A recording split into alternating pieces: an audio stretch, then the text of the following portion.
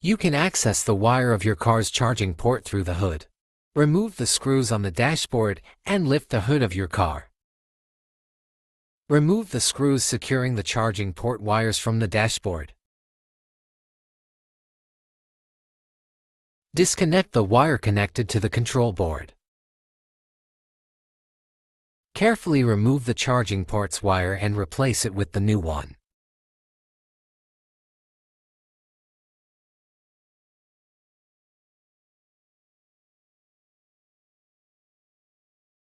Install the new charging port.